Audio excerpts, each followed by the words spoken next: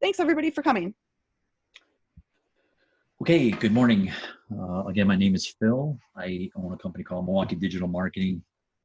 We do everything from website design, search engine optimization, social media, pay-per-click ads, any kind of digital marketing that you can imagine.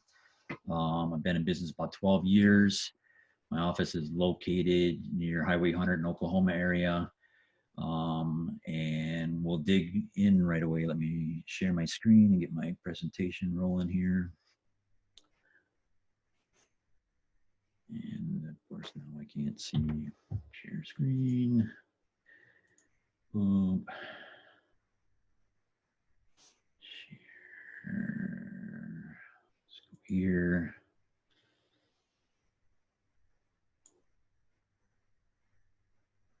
Come on. Can everybody see that?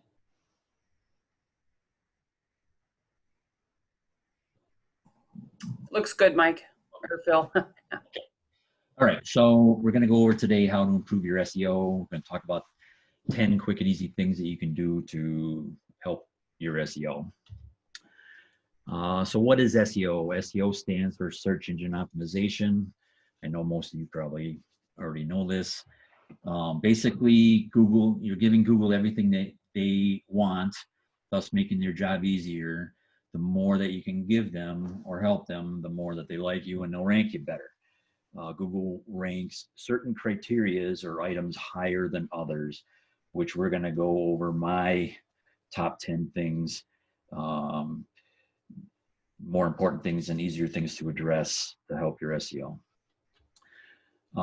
So this is my list, top 10 SEO factors that you need to rank. Secure website, having an SSL on there, page load times, especially on mobile devices, being mobile friendly,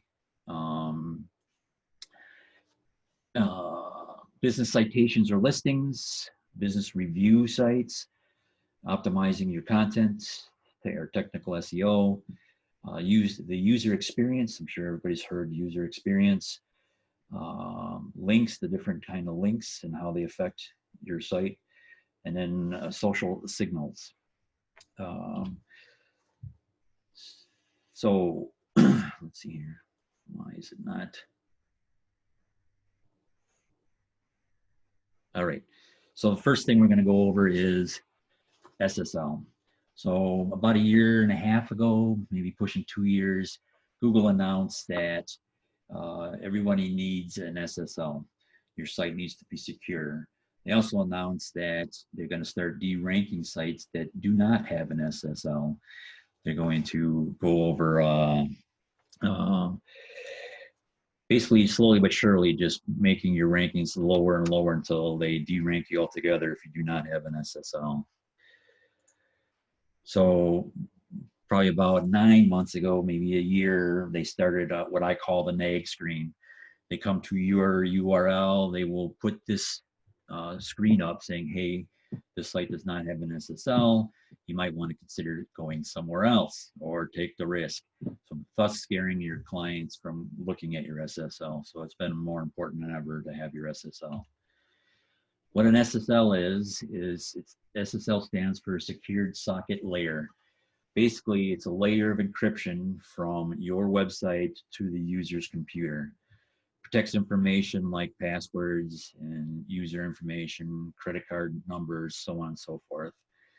Without an SSL, anybody that knew what they were doing could grab your passwords, your pertinent private information, and your payment information.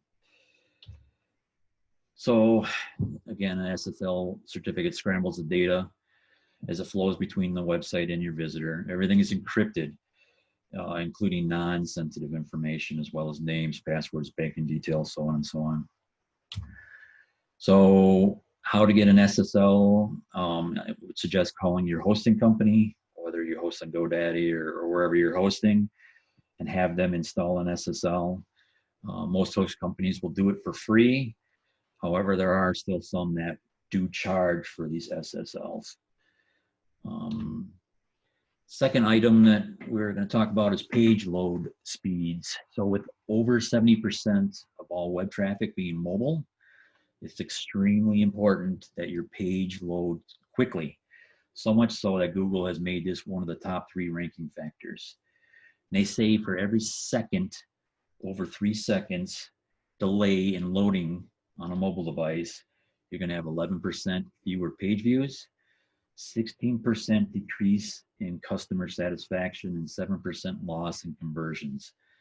So again, every second, you're just increasing the likelihood of them going somewhere else, not letting it load. There is a tool out there, a free tool. The website is called gtmetrics.com, where you can put in your URL, your domain name, and it'll run you a little report. Basically, it'll tell you how long the website's taking to load here. In this case, 5.5 seconds. So again, 3.5 seconds over, I'm sorry, 2.5 seconds over 3 seconds, and you know, it's affecting their SEO and how many people are actually hanging on to view the site. So here's an example of an actual client. I kind of got this backwards.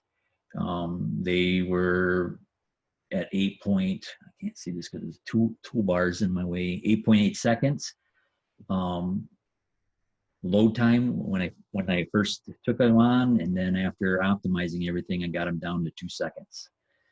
So it literally lists out items that you can do to help increase your speed. It's an awesome tool. There's a free version and a paid version. People like myself will typically use the paid version because they can get a lot more information on what to do to help increase speed.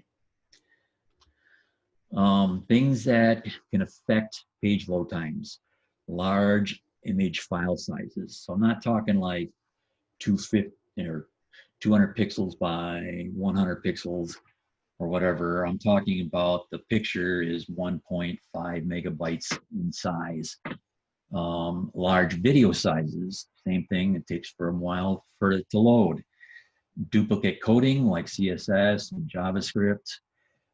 Your site loads the first time, and then a plugin down the road starts to try to load the exact same code. Well, then the website's got to kind of like think, all right, this is already loaded. It just kind of slows down the time. Optimized database, we'll talk about that a little bit. Hosting plans, not all hosting plans are created equally. We'll talk more about that. And then there are things called CDN, which is called Content Delivery Network, and we'll get into that a little bit more as well. So I use tools like Photoshop. If you guys don't have Photoshop, there are free tools out there like tinypng.com or compressjpeg.com, where you can take your file, upload it to here. It'll reduce the file size from, you know, like a meg and a half to maybe like 300-400 kilobytes. Again, less for it to load, helps your speed. It greatly will improve your SEO. It also will strip like metadata. I'm sure most of you guys know what metadata is from the picture. Websites don't need all that metadata. It's just more information for it to load. So that's how it reduces some of the file size. I don't use iframe or embed codes. Reason why I don't particularly do that is because now you're relying on the speed of YouTube or Vimeo or whatever you're trying to iframe into your website. First, that iframe's got to load, and then the rest of your page will load. So again, you're affecting your load times big time. What I typically will do is use an image like this, see Lauren in action image, where the initial page load, it'll load all the images and stuff, but it's not loading the actual video.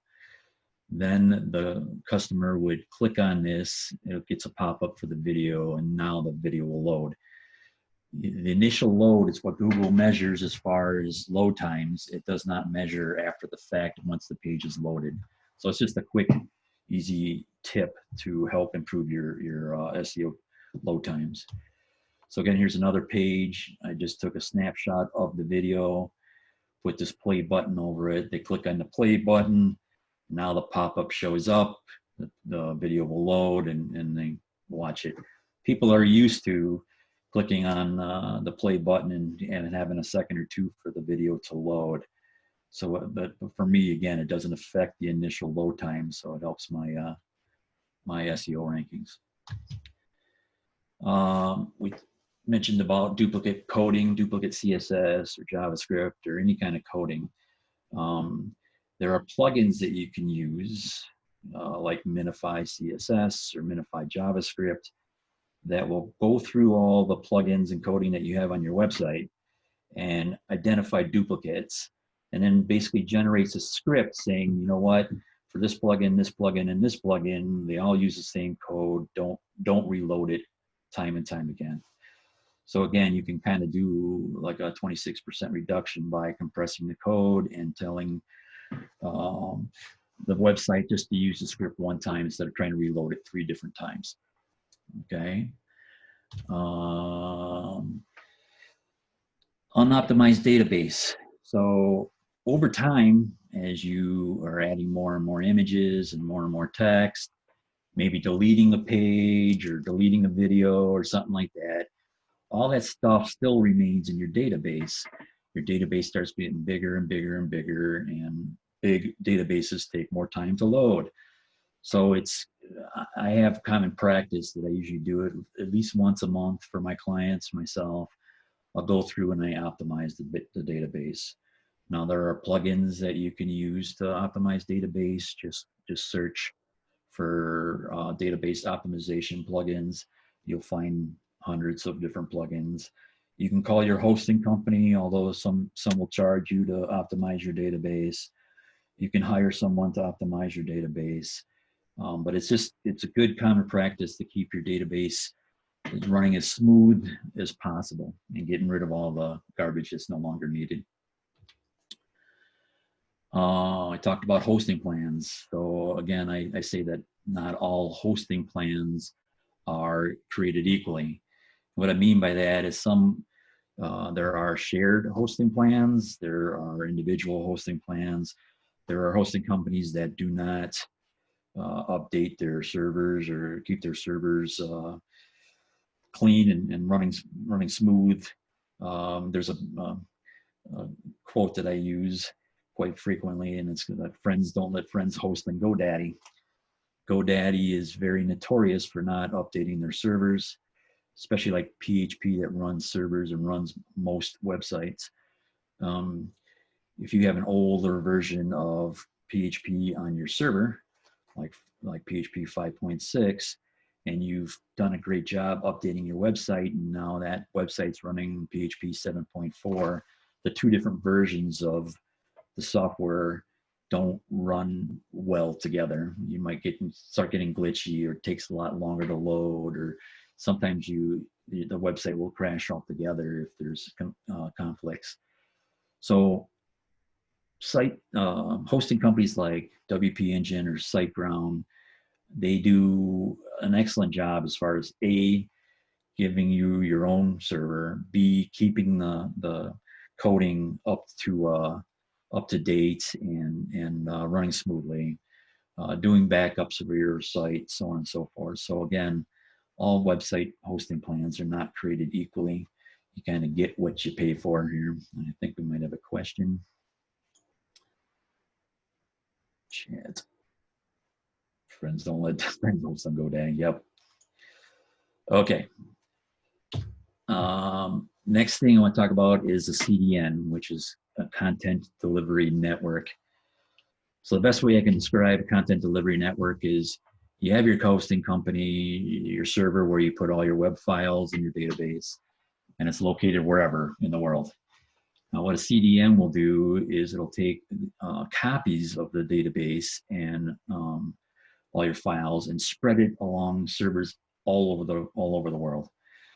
So the benefits of doing that is, when you type in your www.whatever.com, it will go to the closest server to that person's location. thus cutting down your load times. Got a question, Gene? Yep, Phil, I was just going to ask, there's a question in chat. Someone asked about your thoughts on Amazon Web Services. Amazon's one of the best ones out there. Great, thank you. Pricier, but worth it. Okay, thanks so much. Yeah, no problem. All right, so anyways, you have your server. They spread your files all over the servers all over the world. Benefits is it's closer to you, it loads faster. The other benefits is I kind of vision like hosting as a funnel. When you get a boatload of traffic, it kind of gets caught at the bottom of the funnel, right? Sometimes servers can't handle it and the server crashes. So what CDNs do is one server starting to get real full, it'll bounce them to the next closest server, thus guaranteeing that your website will always serve up.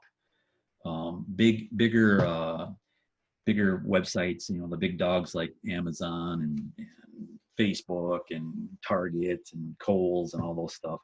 All those companies use CDNs just for that exact reason: high traffic and being able to handle the server loads and load times and everything else.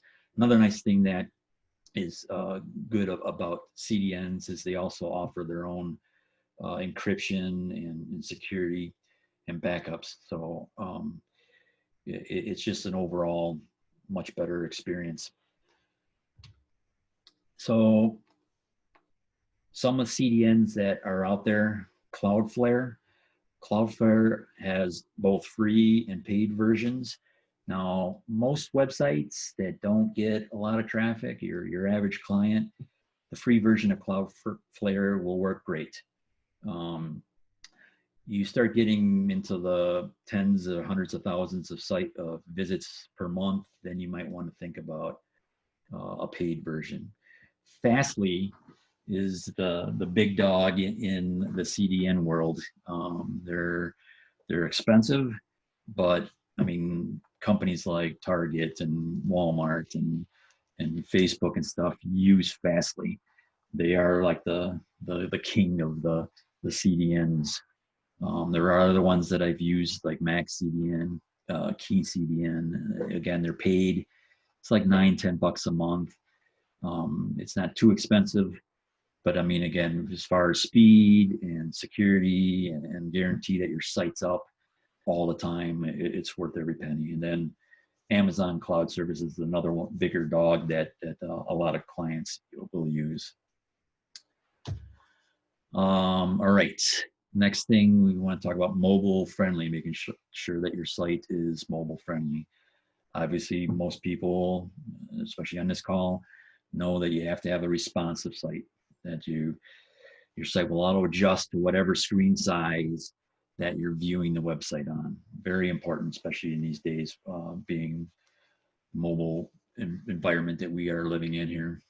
Mobile menus. I would suggest keeping your page counts. If you got a website that just got hundreds and hundreds of pages, keeping that mobile menu down to maybe your top, 10 pages. Anytime you load the site on a mobile device and they click on the menu, if the menu is longer than the screen size, meaning that you would have to like scroll up to get to a particular page in your menu, Google thinks that is not a user-friendly experience and they will rank you lower. So that's why I mean keeping your buttons or your menu down to a minimum on mobile device. Again, iframe and embed codes are most affected by, or mobile devices are most affected by iframe and embed codes. It's just another process that's got to load before the rest of your stuff on your web page loads. So that's why I don't particularly use embed codes or iframes. And then again, we've already talked about it, but making sure your images are optimized before you do that. And I see another question. What are your thoughts? Oops, oh, sorry, we already handled that. All right. So next thing I want to talk about is business citations or business listings. like Google My Business and a Yelp page or Facebook page, any kind of listing page that you can create. Here's just a screenshot of a few different types of business citation pages you can create. And I have a top 50 listing of different business citations or business listings that you can create. So everybody can download this presentation and get these things. But all you're doing is basically, here's my address, here's my website, hours that I'm open, your business hours, phone number, email address, that kind of stuff. So when you're doing your business listings, the key is consistency. So Google's bots will scan the internet for these listings pertaining to your website.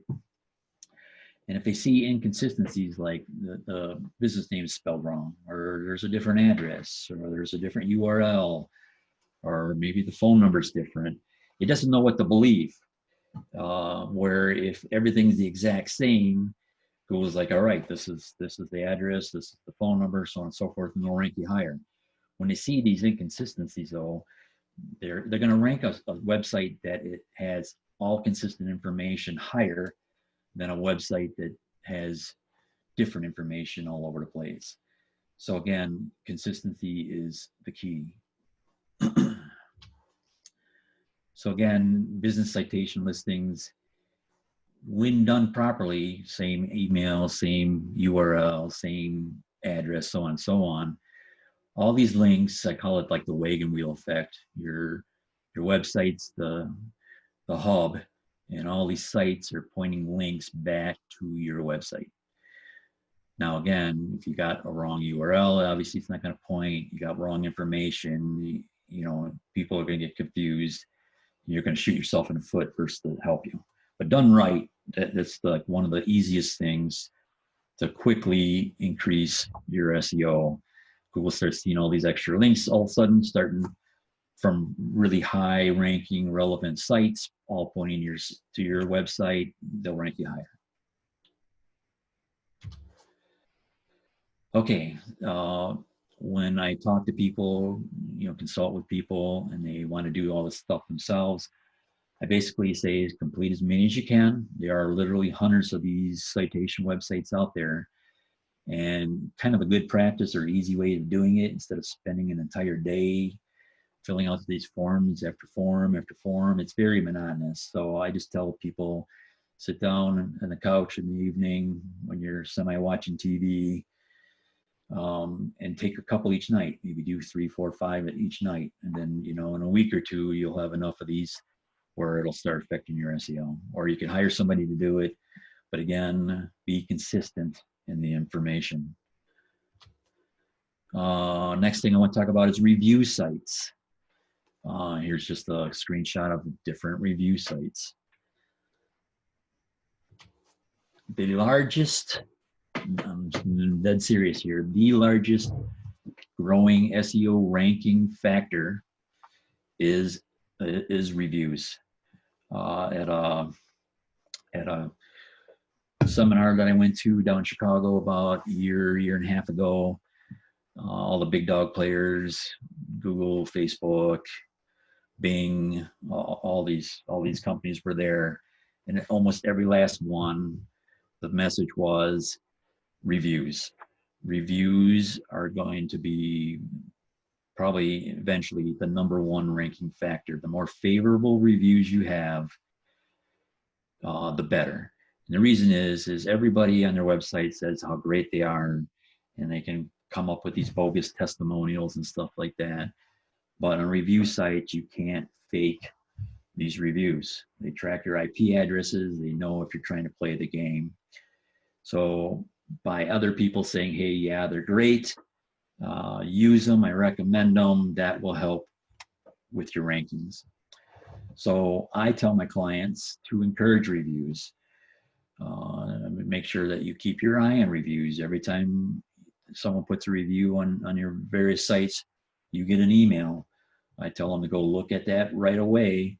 So if it is negative, you can jump on it and correct the situation, help make that customer happy. Now, Google will take a average of your reviews, but they also look that you are addressing your reviews. If you just put your head in the sand and ignore it, they see that, they're going to rank you lower. But if they see that you are addressing issues and trying to change the outcome of their review, they take that as a positive, that you care about your business, you're trying to improve it, and they will rank you higher. So negative reviews aren't exactly, the nail in the coffin that most people think, if they address it. If they don't, then yes, it's the nail in the coffin. Okay, optimizing your content. Content is king. I'm sure all of you. Got another question. Let me just address it real quick. What's the best way to encourage reviews? So I have a plugin that I developed and I put on my clients' websites, and it creates a button. And the button basically, like, you can word it whatever you want to word it, like leave us a review or give us feedback or whatever you want to do. When they click the button, now it pops up. Would you give us a favor? Would you give us a favorable review? Yes or no? If they click yes, and then it pops up all these different options to go, like go to Yelp or go to Google Reviews or Yahoo or wherever. What you can customize where they're sending the people for the reviews, and they can click on, let's say, like Google, and it'll take them exactly to where they have to go to type in their review. Yes, Jean. Someone has a question in chat. What is the best way to encourage a review that you've seen or used? Yeah, that's what I'm talking about right now. Okay. I saw the question, and I'm addressing it. So again, you can put links on your site, whether it's just text with a link going to wherever. I just created this code where it creates a button. You can put whatever title on the button you want, like leave us a review or give us feedback or whatever. The reason why I created this button is, instead of just, especially if they're upset, instead of just sending them to GoDaddy to bitch, I do an extra step where it'll say, would you give us a favorable review, yes or no? If it clicks yes, then it'll give them all the options where they can leave reviews wherever. But if they're upset with you and they click no, now it pops up a form saying, we're so sorry. Can you give us your name, email, phone number, and we'll get back to you and we'll resolve this issue. Doesn't send them to the review sites. And now I can take that problem offline, address the issue, and then a follow-up email will send them a review saying, thank you, and would you give us a review now? If they are happy and they're ready to give you a favorable review, it will just send them to wherever you want them to go. There's another question here. Is Google Review the best place to send customers for B2B? I would say Google Reviews is probably the biggest one out there, and obviously Google's going to look at their own reviews before they look at everybody else's reviews. So yeah, I would use Google Reviews every time. But I mean, depending on the industry, like a home remodeler, you might want to do a review, send them to a review on Angie's List, or a plumber or something like that. So I mean, there are hundreds of different review sites.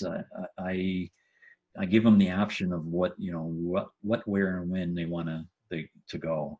The more sites that they can go to and do reviews, the better. Any other questions about reviews? All right, I will continue. So let's see here. So again, content is king. Original, I know I'm preaching to the choir here. I know that most of you guys already know all this stuff, but original content, not duplicate content. They scan the internet to see if the same content is on multiple sites. Then they see which date was the oldest. So that would be the original content, and they kind of gig all the other ones that have duplicated the content. So don't duplicate content. Make sure you have your keywords in your headlines. Again, I know I'm preaching to the choir here. Using words and phrases or keywords searchers will use when they're Googling for information. Making sure all images and videos are labeled and have descriptions and are optimized for load times. And then having meta descriptions and meta tags. And we'll get into that a little bit more in a second here. All right, so what you see, what the average person sees, is the regular text and the images and so on and so forth. What Google sees is all this code. Their bots just read all the code. So having everything optimized in code is very important as far as SEO goes. So again, using keyword phrases in your page titles, like your header tags, your H1 tags, your H2 tags, so on and so forth. Google first looks to determine which content is relevant in the search. You'll see the page title as the first line in the search item. It's the first thing they look at. And if you got your keywords, again, that's going to help your ranking. Using header tags, let me answer this question again. Is duplicate content okay on your own site? For example, similar services information on few pages. Yeah, if the on the home page you say that we do, I'm going to use my own services. I do website design and SEO and so on and so forth, and then you have a separate page for SEO and talk about it again. That's one thing. I don't know if I'd take this exact same paragraph from homepage and put it on the second page. I might change it up just a little, but they're more worried about you taking information from other sites. Like back in the day, 8-9 years ago, when Google was first launching their pay-per-click ads and stuff like that, I used to build sites like a baby accessory site, for example, and I would just go to Amazon and take their description, flop it on the page on my baby accessory website, then drive mass traffic back when you could get penny pay-per-clicks, and life was good. Now that's a bad thing. You can't just copy their description from Amazon and throw it on your site and then drive a bunch of traffic to it. They're going to rank you real low, so you're going to pay an arm and a leg for that ad in the first place, and they're not going to send very much traffic. They're going to send it to a site that's got original content and original description and so on and so forth first. So, but I mean, using a duplicate content on your own site, again, I would change it up just a little, but it's not going to hurt you. Good question. All right, so using keywords in the titles, we talked about. Using header tags, we talked about. Creating a meta description that both entices readers and includes your keyword phrase. Again, I'm sure I'm talking to the choir, just preaching the choir here, but you want to make that 160 character description as enticing as possible, so they want to look at your post. Using keyword phrases in the images, alt tags, to show how the images are relevant to the main content. So again, the regular client or viewer of their website's not going to see this information, but Google's bot's going to see that there's pictures of a bicycle if you have a bike website, and the description is young lady riding bicycle through park. And they know it's relevant to your article, so again they'll rank it higher. You don't have that information, you make them physically look at the website to see if that's relevant. You're making their job harder. Again, they're going to rank you lower. All right, user experience. There are many factors that influence the user experience in the eyes of Google, which can turn, make, or break your website. Some of them are ease of use, ease of navigation. So that's what I was kind of talking about, your mobile menu being off the thing, and then you got to kind of scroll to get to one of the bottom pages, keeping your page counts low. Easy to understand. It's clear, it's concise, it's easy to read. Your text is a good size. It's not hard. You don't have to expand it to read the text. It's professionally designed or visually appealing. Accessibility of modern browsers. So make sure that the website works great with Chrome and Edge and Firefox and Safari, all the different browsers. I have a crap ton of computers between here and my office outside my home. I mean, I test all the websites on Windows, on Mac, on iPad, on Chrome tablets, just to make sure that they all look good on all the different devices. So if there is any inconsistencies, I will address that before I make it live. But they test that stuff too. If they see that it's broken or doesn't work very well on a particular device, especially if it's a Google device or a Chrome device, they're going to rank you lower. Deliver actionable and relevant information in response to their search or their queries. Provide credible, authoritative, and high quality content, and has a good workflow. It flows through right real nice. You're not having them bounce from different pages just to find information about one particular thing. So this graphic kind of explains, or I can help explain like a good workflow. It's like basically they land on your page, you get like a nice welcome. You're going to flow them through maybe the offer, give an option to buy right away. Then you give more information, maybe like compare different services. Social proof is huge, showing that people have left favorable reviews. Give another way to pay. They've ordered, and you get a follow-up thank you. In the eyes of Google, that's a good workflow. Okay. Links. Let's talk about links. The web is built on links. So naturally, links are very crucial to your SEO. There are three kinds of links that we need to think about or worry about. Outbound links, so links from your website referring to valuable content off of your site. Internal links, links like on your homepage saying, for our SEO services, click here.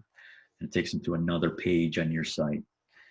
And then inbound links, links from other sites referring to you. Inbound links are by far most important kind of links to have as far as SEO goes. So inbound links. Google uses inbound links as one way to help determine how authoritative or relevant that your content is. The more relevant inbound links, the better. So in the good old days, you could go, if your site's about bicycles, you could go to any site out there, a site about crocheting, and put a link back to your site, and it would count, and it would help your SEO. So the less scrupulous people were paying people to put hundreds of thousands of links all over wherever, just to make them look like they were more authoritative and improve their SEO. Well, Google quickly got smart to that game. So now they make darn sure that it's relevant. So if it's, again, a bicycle website, you're on another bicycle website and they're referring back to you, great. But if you're on a crocheting site, it's got nothing to do with bicycles, it's not going to help you. It's actually going to hurt you. They think that you're playing the game, so they're going to gig you. So inbound links from high-ranking sites are the best, more authoritative, more aged, more high-ranking websites are more beneficial kind of links than just putting it on a website that just launched a week ago and has no traffic. So those are the kind of links that you really want to strive to get. And then some of the best kind of inbound links are editorial backlinks. Editorial mentions that refer to your site and include a link with relevant high quality content make for the ideal backlink. Commonly, editorial backlinks are created when your own content is cited as the source of specific information. So that's like the largest kind of backlink you can get. And again, the more authoritative, the more high-ranking website, the better. Guest blogging backlinks, when provided well-established sites with a guest post, you write a post for them, makes their life easier. They typically will allow you to put your editorial backlink to your site. So again, you're kind of spreading the love. And they will reciprocate by allowing you to put a link back to your site. So those are awesome type of backlinks. But again, it's got to be relevant.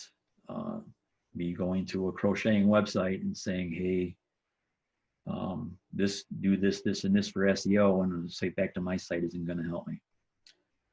Backlinks and business profiles, we talked about that, all the business citations, social media and industry directories. Those are all awesome. Most of those are pretty high ranking sites, so it will help you definitely. Backlinks from webinars. Google loves this. You are sharing your wealth of knowledge. You are giving them handouts and links to services and so on and so forth. You are spreading the love. Google likes this, and they will spread their love back and give you a backlink and help you with your rankings. Free tools. Again, Google really likes this. You're helping people, you're spreading the love. They will reward you by giving you a backlink and helping your SEO. And those kind of backlinks are really, they have deep and long-lasting impacts. Both webinar and free tools. Acknowledgement backlinks, sites that often publish acknowledgements when making like talking about a brand or making a donation, or you have a speaker talking about your services, something like that. Again, like a referral type of a backlink. Guest post bios. Sometimes they will put people's bios when they're speaking or doing presentations, or you're doing a lot of guest posts on a particular website. They'll create a page just for their authors, and it'll give you a little bit of bio and then a link back to your site. Those are awesome. I know I'm preaching to the choir here. So backlinks derived from press releases. Press releases are huge. It's probably one of the higher ranking type of backlinks that you can get. When your brand is newsworthy or has some kind of announcements that's pushed out on press release, Google, Bing, Yahoo, all the search engines look at those as very high, very well-established, important links. So those really help you a lot from press releases. So any of my clients that have any kind of major announcements, I do press releases every week. And again, I know I'm preaching to the choir here, but press releases are huge when it comes to backlinks. And then comment backlinks. So you're posting genuine and relevant commentary on blog posts and articles and stuff like that, and then including your backlink. It's usually pretty acceptable, especially if it adds value to that blog post or that conversation. However, again, back in the good old days, you could go around and just put all these kind of comments on articles all over the place, whether it was relevant or not, and it helps you. Now it's kind of considered as a spammy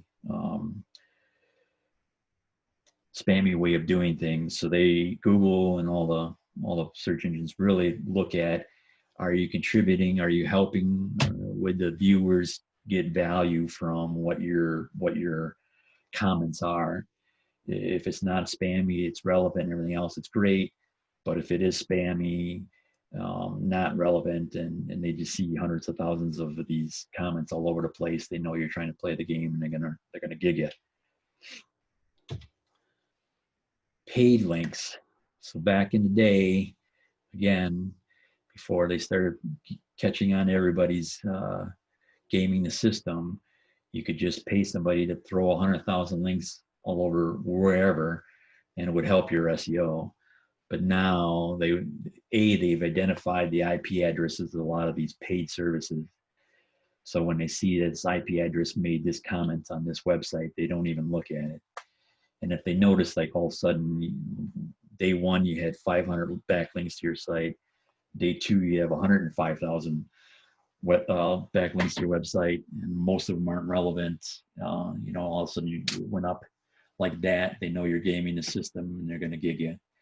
They've warned you not to do this, that they will derank you severely by trying to play this game. Backlinks and press releases, we kind of already talked about, but there again, if you're trying to game a system where you're just doing press release after press release after press release every day, communicating the same information over and over and over again on a consistent basis, trying to, again, game the system, gain all these links, they'll consider that spammy. Doing it every so often and, different information each time is the way to go, but not trying to do the spammy type stuff. Low quality or irrelevant directory links, we've kind of already talked about that. Don't go throwing all these links all over the place that have nothing to do with what your website's all about. And then social signals. So social signals is much like reviews, social media posts with a backlink to your site is a good thing, especially posts that have a lot of likes, a lot of shares, a lot of comments. Again, to them, it's what everybody's talking about. Going viral would be an example of like a social signal. Those kind of things are they're worth their weight in gold.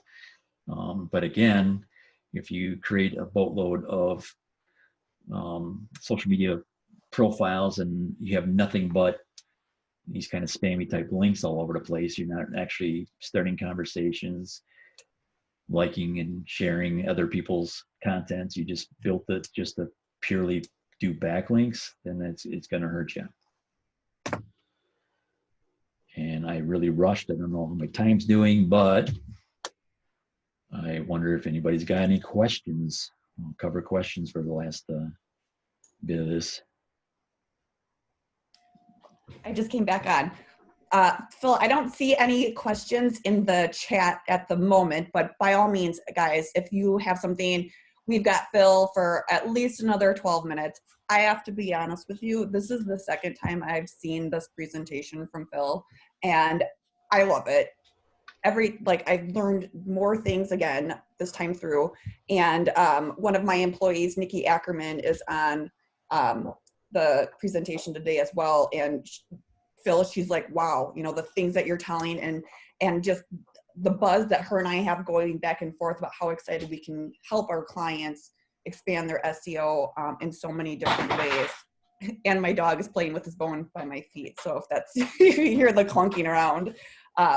But yeah, does anybody have any questions? Chime in with the chat or okay, here we go.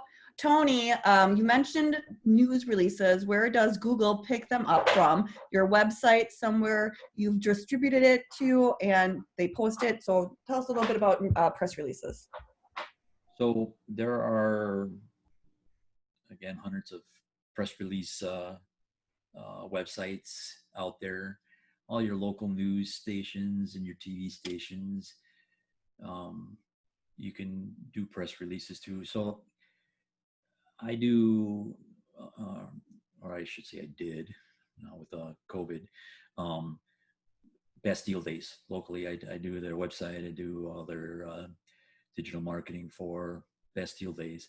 So obviously I'm sending press releases to all the local news stations, the AMA Milkwaukee, all the online website, news type websites. So those would be examples of where I would send a press release, and then they're going to publish it on their site, and again with a backlink to the Best Deal Day page for Easttown. That'd be one example. But I mean, you can Google press release sites, and you'll get just hundreds of press release sites that you can submit a press release to, and they'll post it on their site. So the press release would be on their site with a link back to your site. I would definitely create, maybe a blog post or a dedicated page for whatever you're trying to send the press release out about. Like the Bastille Days landing page with all the information about what's going on with Bastille Days, for example. But yeah, there are, just like I said, just Google press release sites. You're going to see hundreds of different press release sites. Cool. Jackie commented, can you put up the first slide listing the 10 things, please? Guys, I just shared the link to Phil's handout. So if anybody wants to click on that right now, you can. Otherwise, we are going to be sending a copy of the presentation along with this recording in our follow-up survey email. So look for that to come. But Steve, his question is, you mostly discuss Google. Do the other search engines follow the same practices? Does something that works for Google work for all search engines? So the answer to that is yes. Google's the big dog, the one of the originals, but Yahoo and Bing and all the other search engines Google sets the pace or sets the rules, I would say, and then all the other ones kind of follow suit. So I'm more worried about, like 80% of all searches are done in Google versus all the other ones. So I'm more worried about Google. For me, it's a numbers game. I obviously going to make the big dog happier before I'm worrying about Yahoo and Bing and all those stuff. I would agree with what Phil just said, that it's kind of an even playing field across the board. With our AMA partner, Spectrum Reach, I actually do a lot of business with them for paid ads for some of my clients. So SEM, search engine marketing. And when they're doing the ad placement, right, it's covering all the big dog platforms, Bing, Yahoo, and Google. And so it's just great because it broadens your reach. But from a paid perspective, some of the keywords may have a higher price point in Google because, like Phil said, they're the big dogs and it's all this numbers game. Whereas you might be able to get those same keywords for less on Yahoo and Bing, just knowing that, they're kind of the red-headed stepchild, I guess, of the SEO world. One other point that I would say to that is, like, Yahoo and Bing have their certain audience. They have, I would say, like a 50 and above type audience. Just because, years ago, everyone would sign up for a Yahoo or a Hotmail or a Bing free, versus the Gmail address, they would sign up for that.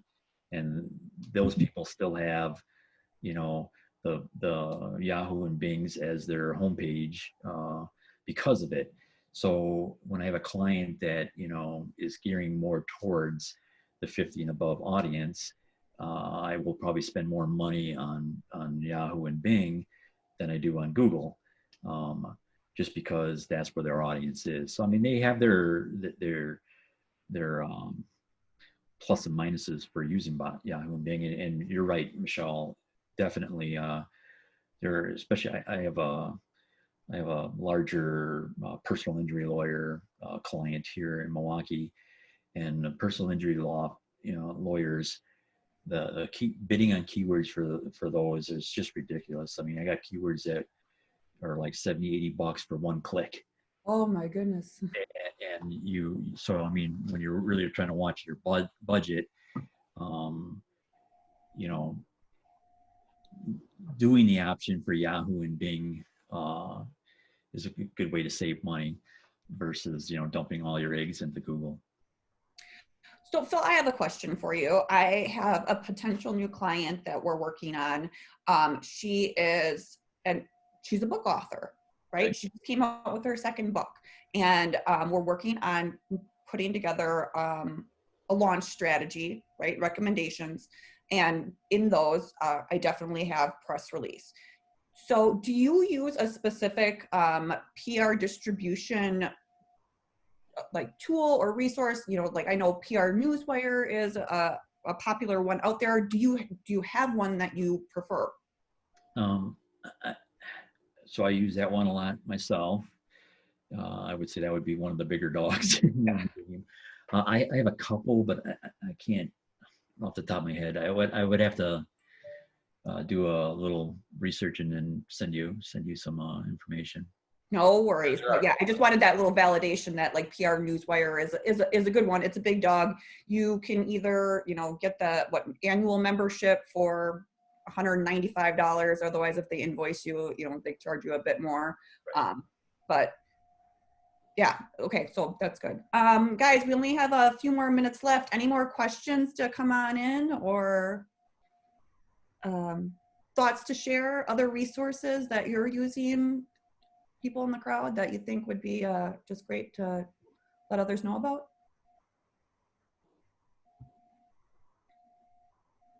All right, well then, if nobody else has got anything to chime in, I can't thank you enough, Phil, for you know, putting this together. Like I said, it's the second time I've seen your SEO presentation, and I love it, and I'm so glad that we were able. Phil was supposed to join us in March, and then everything shut down in the world. So we were super happy to get him back, you know, later on this summer. So guys, look for the follow-up email to come. Survey is going to be in there. Your feedback is super important to us. Otherwise, grab yourself a cup of coffee and enjoy the rest of your day. Thank you very much. All right. Bye, everybody.